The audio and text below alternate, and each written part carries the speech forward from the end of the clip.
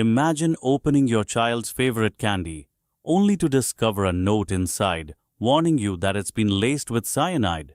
Now, imagine this happening to thousands of families across an entire nation. This isn't fiction. This is exactly what happened in Japan in 1984, when a criminal group calling themselves the Monster with 21 Faces brought an entire country to its knees, and they were never caught. March 18, 1984, Osaka, Japan. Two men armed with rifles and a handgun forced their way into the home of Katsuhisa Izaki, the president of Izaki Glicho, one of Japan's largest confectionery companies. It's early evening. Izaki's family watches in horror as the masked intruders grab him and his car keys. The kidnappers shove Izaki into the trunk of his own car and drive away into the night. They leave behind a family in panic and a ransom note with very specific demands: 100 million yen and 100 kilograms of gold bullion. That's roughly $1 million in today's money. But here's where this case takes its first strange turn. The kidnappers don't just want money. They want to humiliate one of Japan's most respected companies. They want to make a statement, and over the next 18 months, they'll succeed beyond anyone's nightmares. Izaki is held captive for 3 days in a small warehouse. His captors are meticulous, careful, and surprisingly polite. They give him food and blankets. They don't harm him physically, but they make their demands crystal clear: pay or face consequences.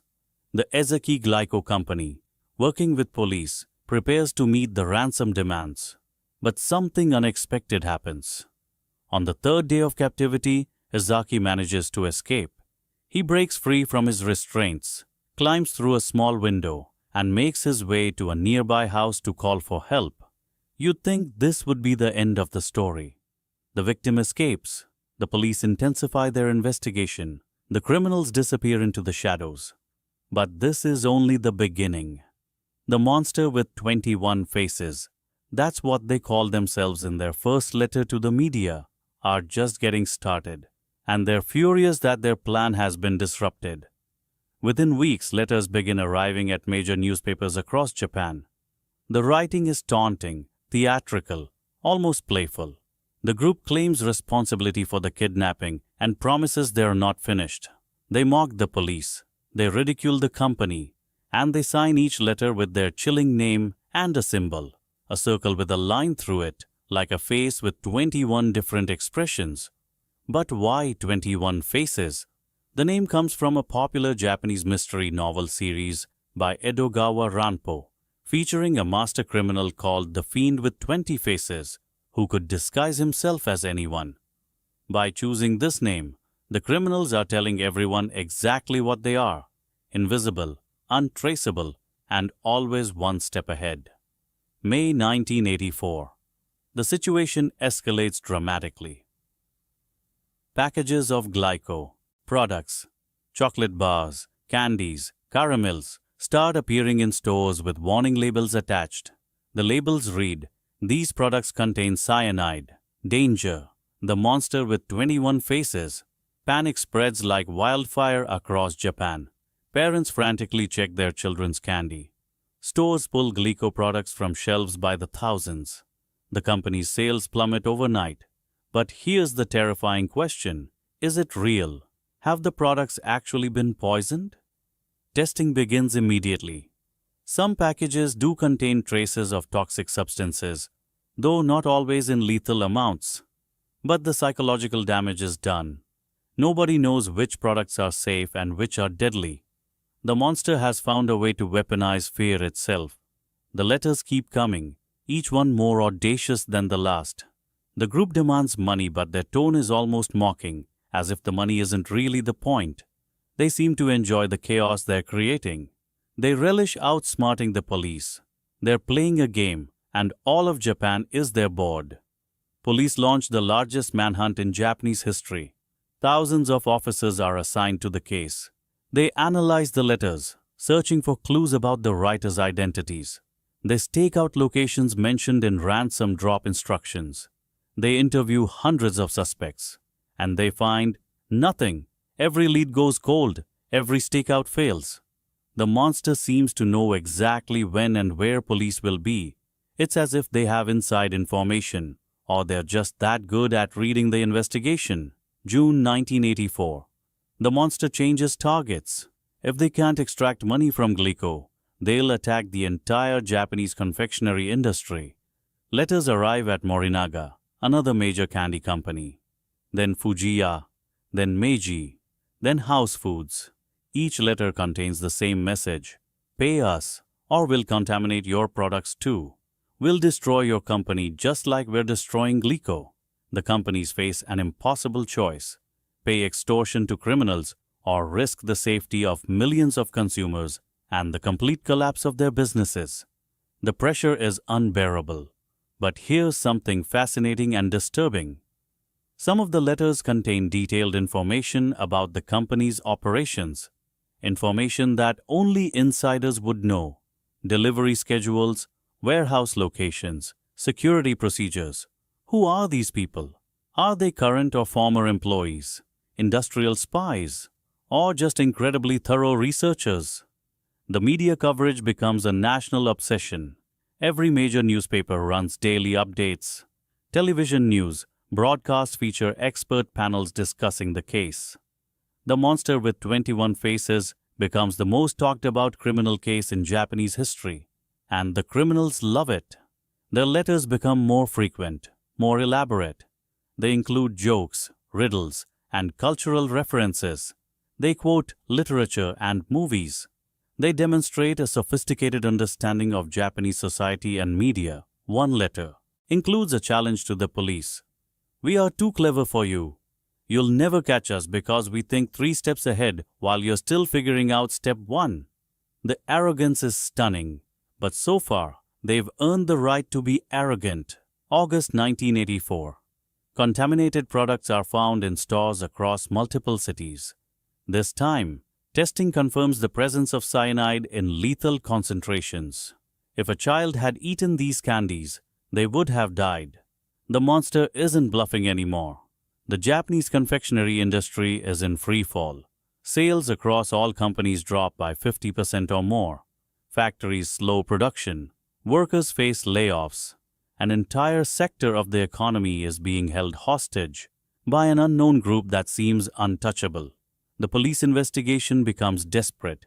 They bring in specialists from every field: forensic experts, psychologists, cryptographers, handwriting analysts. They create a massive database of potential suspects. They follow up on thousands of tips from the public. Still nothing. The monster remains invisible. November 1984. Something changes in the tone of the letters. They become less playful, more menacing. The group seems frustrated that despite all the chaos they've created, they haven't actually collected any ransom money. The game isn't as satisfying when the prize remains out of reach. A letter arrives demanding that Glico place money at a specific location. Police set up an elaborate surveillance operation. Hundreds of officers are positioned around the drop site. Helicopters hover nearby. Undercover agents pose as civilians.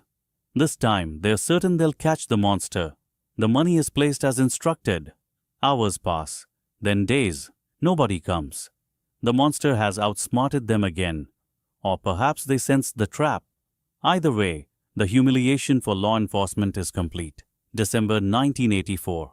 The investigation takes a dark turn. Police Superintendent Shoji Yamamoto, one of the lead investigators on the case, is found dead. The official ruling is suicide. He threw himself in front of a train. But the timing is suspicious. Yamamoto had been working around the clock on the case.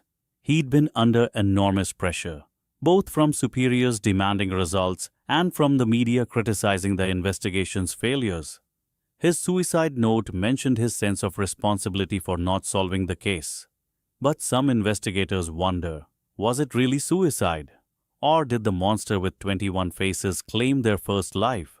There's no evidence of foul play, but the question lingers. Did this man die because of the psychological warfare the criminals were waging? The superintendent's death changes something fundamental about the case. It's no longer just about money or corporate extortion. A man is dead. The stakes have become life and death. January 1985. The letters start coming less frequently. When they do arrive, the tone is different, almost apologetic.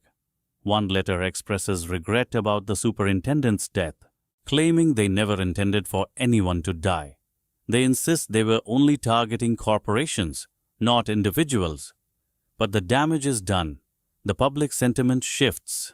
What started as almost a fascination with the audacity of the criminals now becomes anger and fear. These aren't romantic outlaws or clever anti-heroes. They're terrorists whose actions led to a man's death. February 1985. Another letter arrives, this time at a major newspaper. The handwriting analysis shows it's consistent with previous letters, but the message is unexpected. The monster with 21 faces announces they're stopping their campaign. They've proven their point. They've exposed weaknesses in corporate security and police effectiveness. They've held an entire industry hostage for nearly a year, and now they're going to disappear. The final line of the letter reads, "We forgive Glico. We've had our fun." Just like that, the attacks stop. No more contaminated products appear. No more threatening letters arrive. The monster with 21 faces vanishes as mysteriously as they appeared. But the investigation doesn't stop. Police are more determined than ever. They have forensic evidence, the letters, the contaminated products, witness descriptions from the kidnapping.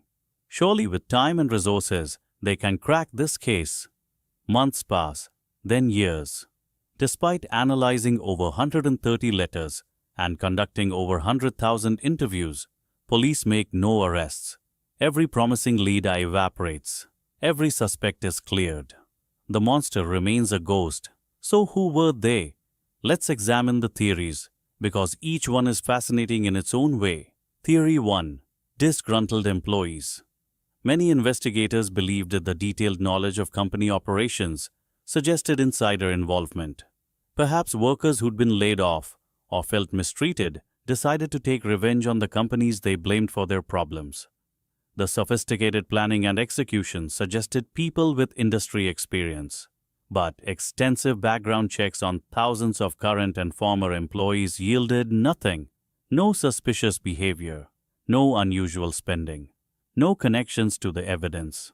If it was insiders, they covered their tracks perfectly. Theory 2. An organized crime connection. The Yakuza, Japanese organized crime syndicates, have a long history of extortion and corporate manipulation. Perhaps this was a new tactic, using product contamination instead of violence. But the Yakuza typically operates differently. They're direct, they use violence when necessary, and they collect their money. The theatrical nature of the monster's campaign didn't fit their usual methods. Plus, the Yakuza generally has informants within police departments, and no information ever leaked about criminal organization involvement. Theory 3. Political extremists. Japan in the 1980s had various radical groups opposed to capitalism and corporate power. Perhaps the monster with 21 faces was a form of economic terrorism meant to undermine trust in major corporations. The letters did contain anti-corporate sentiment, mocking the company's focus on profits over safety. But there were no manifestos, no political demands, no ideology beyond causing chaos. If it was political, the message was unclear. Theory 4. The inside job theory with a twist. Some investigators suspected someone connected to law enforcement or the companies themselves was involved. This would explain how the criminals always seemed to know when police were setting traps. One controversial theory suggested that someone in the police department was either part of the group or feeding them information. This would explain the investigation's repeated failures. But no evidence ever emerged to support this, and most investigators rejected it as conspiracy thinking. Theory 5. The copycat theory. Perhaps the original kidnapping was done by one group, but then other criminals saw an opportunity and began their own campaign using the same name. This would explain some inconsistencies in the letters and methods. But handwriting analysis suggested a small group of consistent writers, probably no more than 3 or 4 people throughout the entire campaign. If there were copycats, they were remarkably good at mimicking the original criminal style. Let's talk about the letters themselves, because they are the most tangible evidence we have. Over 130 letters were sent during the 18-month campaign. Linguistic experts analyzed every word, every phrase, every punctuation mark. The writing showed sophistication and education. The authors used proper grammar, literary references, and complex sentence structures. They quoted from Japanese mystery novels, Western films, and historical events. This wasn't the work of uneducated criminals. The handwriting was neat, deliberate, and consistent. 3 distinct handwriting styles appeared across the letters, suggesting 3 primary members of the group. All 3 wrote in similar styles, indicating they were of similar age and educational background. One fascinating detail: the letters often included English words and phrases mixed with Japanese text. This suggested the writers were familiar with Western culture, possibly had traveled abroad or studied foreign languages extensively. The letters also demonstrated awareness of police investigation techniques. The writers knew what information would be traced, so they avoided specific details that could identify them. They used generic stationery. They posted letters from different locations across multiple cities. They never provided information that could narrow down their location or identity. Now, let's consider the contamination itself. Forensic analysis of the poison products revealed something interesting. The cyanide wasn't just randomly added. The tampering was sophisticated, showing knowledge of chemistry and packaging. The products were opened carefully, the poison added in specific amounts, then resealed to look almost untouched. This required skill and patience. It wasn't crude or rushed. Whoever did this had practice or training. But here's a chilling thought that emerged during the investigation. Many of the contaminated products found in stores may not have actually come from the monster with 21 faces. Some were likely copycats, either mentally unstable individuals inspired by the news coverage or pranksters thinking it was funny. This meant police had to investigate every contaminated product as a potential lead, even knowing many were probably not connected to the original criminals. The monster had inspired a wave of imitation crimes, multiplying the chaos exponentially. The impact on Japanese society was profound and lasting. Even after the attacks stopped, consumers were wary of packaged foods. Companies implemented extensive new security measures. Tamper-evident packaging became standard across the industry. The case also changed how Japanese police handled corporate extortion and product tampering. New protocols were developed. Interagency cooperation improved. The failures of the monster with 21 faces investigation led to significant reforms in law enforcement procedures. But the emotional toll was perhaps the greatest impact. Japanese society, which prides itself on order, safety, and trust, had been violated. The idea that anonymous criminals could operate with impunity, terrorize an entire nation, and then simply disappear was deeply disturbing. The statute of limitations for the crimes expired in the year 2000. This means that even if police discovered who the monster with 21 faces were today, they couldn't be prosecuted.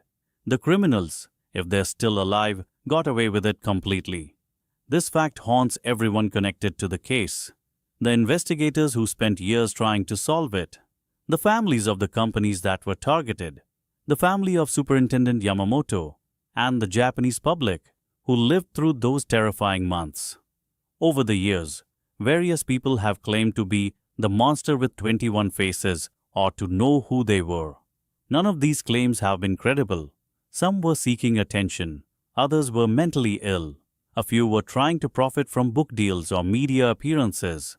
The real criminals, if they're still alive, have maintained perfect silence for decades. Not a single verifiable leak. No deathbed confessions. No evidence surfacing from old storage units or attics. It's as if they never existed. Some investigators who worked the case believe the group disbanded immediately after their final letter and swore never to speak of it again. The members possibly destroyed all evidence linking them to the crimes, then returned to normal lives, carrying their secret forever. Others believe at least some members must have died, and the secret died with them. Without living participants to reveal the truth, the case may never be solved. There's a darker possibility that some investigators privately acknowledge. What if the criminals were closer to the investigation than anyone suspected? What if they were police officers, corporate security personnel, or others in positions where they could monitor the investigation from inside? This would explain the perfect evasion of every trap. It would explain the insider knowledge. And it would explain why the case was never solved, because the investigators were looking everywhere except at themselves. But this is speculation, nothing more. Without evidence, it remains just one more theory in a case full of theories. The monster with 21 faces case represents a unique moment in criminal history. It combined kidnapping, extortion, product tampering, terrorism, and psychological warfare into a campaign that paralyzed an entire industry and humiliated law enforcement. The criminals demonstrated planning, patience, and discipline, rare among criminal groups. They showed sophistication in their methods and awareness of how to manipulate media and public fear. They were organized enough to maintain operational security over 18 months while conducting dozens of criminal acts. And then they simply stopped and disappeared, like they were never there at all. What drove them? Was it really about money? Or was the money just an excuse to play an elaborate game with the police and corporations? Were they angry at society, seeking revenge for some perceived wrong? Or were they simply bored, intelligent people who wanted to prove they could commit the perfect crime? We'll probably never know. The candy companies targeted by the monster eventually recovered. Glico is still one of Japan's largest confectionery companies. Morinaga, Fujiya, and the others survived and thrived. The industry adapted and moved forward, but they never forgot. Even today, Japanese food manufacturers maintain some of the strictest security and quality control measures in the world. The shadow of the monster with 21 faces still influences how they operate. As for the Japanese police, the case remains officially unsolved in their files. The evidence is still stored, waiting for some breakthrough that may never come. Officers who worked the case, now retired or deceased, took their frustrations about the investigation to their graves.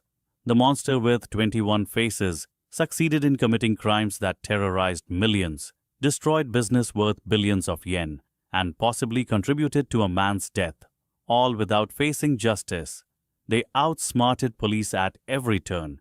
They vanished without a trace. They got away with it. Somewhere in Japan, if they're still alive, the members of this group are probably living ordinary lives. Maybe they're grandparents now, respected members of their communities. Maybe they think about what they did sometimes, whether they feel pride or regret or nothing at all. Or maybe they died years ago, and their children or grandchildren have no idea about the secret their family member kept. Perhaps someone will discover old evidence after a relative's death, realizing too late that they knew a monster with 21 faces. The case stands as a reminder that perfect crimes might actually be possible, that sometimes the criminals do win, that mysteries aren't always solved, and justice isn't always served. And it stands as a warning. Somewhere out there, someone has the knowledge, the skills, and potentially the motivation to do this again. The monster showed that it's possible to hold society hostage using fear, media manipulation, and careful planning. The real question isn't just who the monster with 21 faces were. It's whether they inspired others. Whether somewhere right now, someone is studying their methods, planning their own campaign, believing they can be just as invisible and untouchable. The monster with 21 faces may be gone, but their legacy of fear and mystery remains. And perhaps that's exactly what they wanted, to be remembered forever as the criminals who were never caught, the faces that were never seen, the monster that was never stopped.